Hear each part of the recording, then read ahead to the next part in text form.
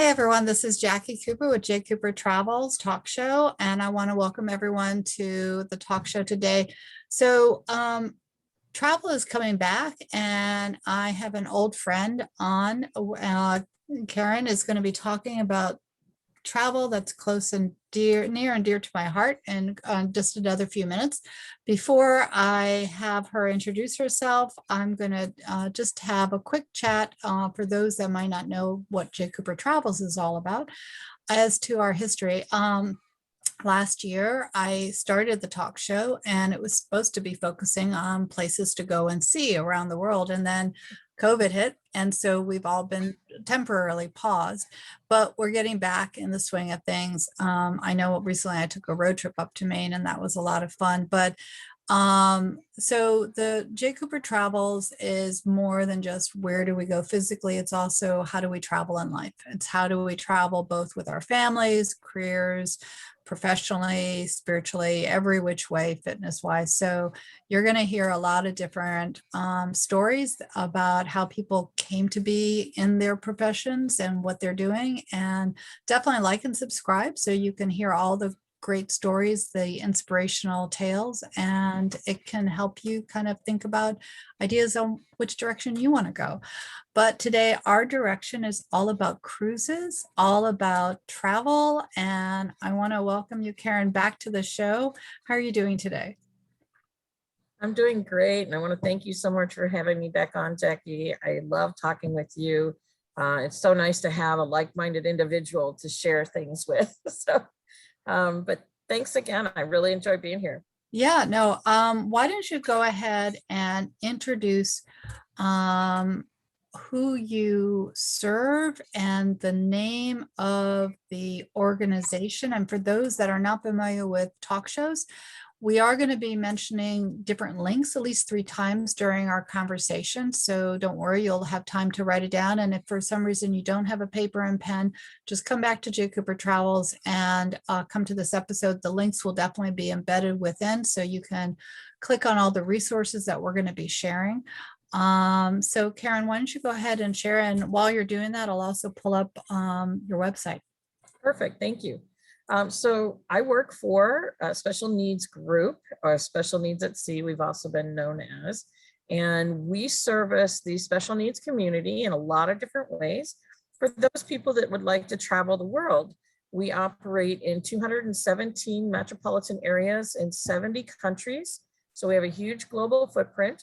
And by working with Jacqui and J. Cooper Travels, you can learn how you can explore the world if you have a special need, or if you know people with special needs or have clients with special needs that need that extra assistance. So we provide not only mobility equipment like wheelchairs and scooters, but we also do various oxygen needs. But we've done some crazy stuff in the past too. We've delivered cribs and pack and plays, and even have in certain places facilities for bathroom facilities for service animals. So you just never know, when we say special needs, we kind of mean the full gamut. Yeah, and not just for people, you've also helped pets as well. Yep, absolutely. Like I said, we have mulch and other things available for special needs dogs and other animals. So, if we can make it happen, we really want to try and allow people to, in fact, our tagline is discovering or delivering an accessible world. And that's what we want to be able to do to anyone, because travel is not just a privilege. I think it's a right. And I think it's something that in this world today, we need desperately, because we all need to understand what other people go through, what other cultures are like. And travel is really the best way to do that, to immerse yourself in, even for a short period of time, into another culture, so you can understand where other people are coming from. It's kind of fun, It is, and it also helps us with our own health and well-being as well. Absolutely. Now, I know before we went on to the recording, you were sharing that you've helped with new ports, Yeah. destinations. Tell everyone who's listening how you've helped and what you do when you open up a port. Okay. Well, back in June, when there were noises being made from various cruise lines about whether they could start cruising again here in the United States, or or if they had to go somewhere else. It turned out that, various cruise lines, Celebrity, Crystal, Royal Caribbean, they decided to kind of revamp their own policies and procedures and adopt Nassau as an embarkation point, as well as St. Martin in the Caribbean. Those two ports were never starting places for cruises before. They were stops on cruises, but never starting places. So we got together and got a bunch of equipment shipped to both locations so that our regular clients that wanted to travel with those particular cruise lines and other people that just were tired of being home and knew that they could get out and maybe were vaccinated or just wanted to get out and felt safe with those cruise lines so that they could go on those cruises. We got wheelchairs and other mobility equipment in both locations. We can also service, portable oxygen concentrators. We do that almost anywhere you can go because we ship those things to the actual client's home and then they can travel with them. So those can be used anywhere. But we were definitely wanting to get mobility equipment available because those are our biggest items, our biggest rental in demand. So we got those there. So Nassau, St. Martin, you saw that slide just fly by. That was a big logistical thing for us to do. And we were happy to do it to make sure that people could finally get out there because the cruises were being offered. Yeah, so you also support different hotels in terms of how they can make their accommodations more accessible. Do you want to share more about that? Yeah, we've been very fortunate, and especially we're starting small. So right around our location here, our main warehouse is located in the Fort Lauderdale area. So around us here, we've been contacting local hotels, really getting all of their accessible equipment or accessible features, if you will, and then getting pictures and all that information to put up on our website. In fact, if you hover over the accessibility tab there on the website, Jacqui, you'll see hotels and cruise accessibility and hotel accessibility. So you'll be able to see we have a few, and then you click on the hotels in the Fort Lauderdale International Airport link there, right there under to the left of the screen. That link. Sorry, Nope, underneath. sorry. There you go. No, that's okay. And you'll be able to see several of the hotels. In fact, my colleague and I just went and did a site visit last Friday at another hotel near us, the Four Points, which is near the convention center. It's near the port and so forth. So these are some hotels around us. We have images and all of their information as far as how they're accessible. But we've also been asked to assist in new hotel builds. What kind of things are needed? What kinds of things are people looking for? Because even though, so you can see, that's the one we just went to last Friday, you can see through the images, what's there. There's still, in some places there are things to be done still. There are still needs that need to be, in order for a hotel to be fully accessible, there are things that need to be done. And obviously here in the United States, we all have the ADA that we go by. So it's a little bit more consistent. When you start traveling to the Caribbean or Europe or wherever, it gets to be more challenging. And so that's something that we're looking to expand this particular area of the website. And I know we will be, as we move along, we'll be able to start adding. In fact, I've been talking to someone about several Caribbean resorts. It's just a huge task because obviously we're never going to be able to do every hotel all around the world, but we're trying to the big one. So tell everyone what the website is, so that way they can visit you. Sure. You can see us at www.specialneedsgroup.com, and that's NEDS, just like our name, Special Needs Group. So again, www.specialneedsgroup.com. Yep. And everyone, the website and the contact information will definitely be in the block below.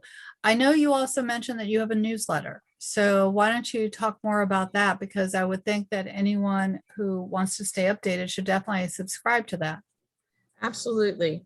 You can subscribe directly, either through calling us and letting us know or emailing us, or you can subscribe when you're placing an order online. So either way, we definitely put out, it's a monthly newsletter, but for example, this coming newsletter should be released in the next few days, is going to highlight one of our hotels locally here, the Dello Hotel, as well as information about our products. You can see some of our products here as you're going through the website, as well as Seattle.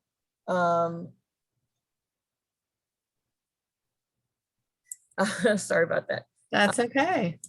Yeah, and also you can send an email to agents@specialneedsgroup.com if you're a travel advisor and you'd like to be joined to the newsletter. Please send us that. If you're a consumer, like I said, you can give us a call and we'll get you on a consumer list as well. So this is great. Everyone who's listening, definitely remember to like and subscribe to J. Cooper Travels. Also go back to the block. So all the connection links will be there so you can sign up for the newsletter. Karen, any last minute thoughts that you want to share with our listeners? I know you've been really thorough at sharing what the organization does and how it helps people. I know as a special educator, as well as a person in the travel space, I connected with you when I was at one of the cruise conferences, and I truly appreciated what you were doing because we often, like you said, don't think about how do you go places until you can't go places. And Right. so as one in the special needs area, I'm very grateful when I see organizations involved with making everything more accessible and so everyone can have the same enjoyment. Yeah, I think one of the biggest takeaways I'd like for people to think about is you might be a 100% able-bodied person, but you may have someone that you're acquainted with or that is in your family, be it close family or extended family.